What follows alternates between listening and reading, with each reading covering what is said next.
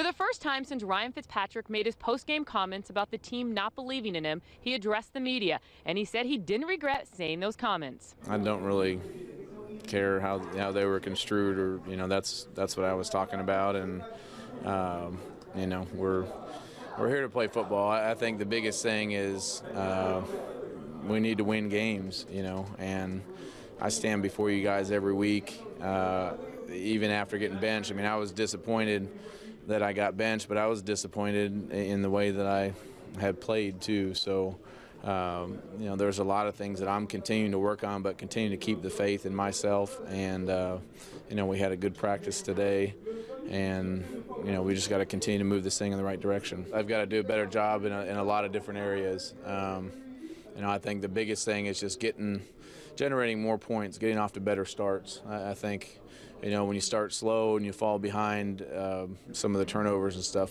follow that. So getting off to a better start and scoring more points early will help us out in that department. I'm now joined by our NFL insider, Ralph Vacchiano. And Ralph, as you saw today, Brandon Marshall wearing his Fitzmagic 2.0 t-shirt. This team is obviously rallying back around their quarterback.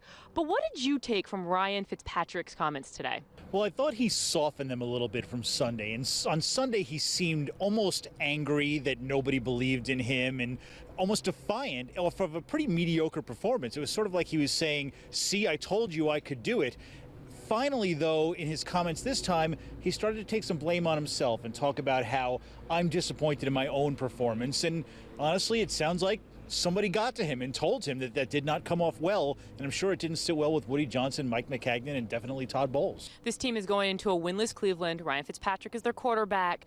How short is his leash? And with that being said, who's going to be his backup? Is it going to be Petty or is it going to be Hackenberg? Well, I think the leash can't be too short because it doesn't sound like Todd Bowles thinks Bryce Petty is ready. He hasn't even been practicing for a full 3 weeks yet since his shoulder injury, and it seems to me that if they couldn't get Christian Hackenberg more action in the preseason, I don't know that they're ready to get him into regular season action. So I think Fitzpatrick has a couple of weeks, but as soon as they think Bryce Petty is healthy enough, if they're not in the playoff race, which really one more loss and they can't even pretend, they have to go to Bryce Petty. And I think Fitzpatrick knows it because Bryce Petty is the only guy on that roster other than Hackenberg who has a chance to be the future. All right, for Ralph Vacchiano, I'm Jeane Coakley, SNY.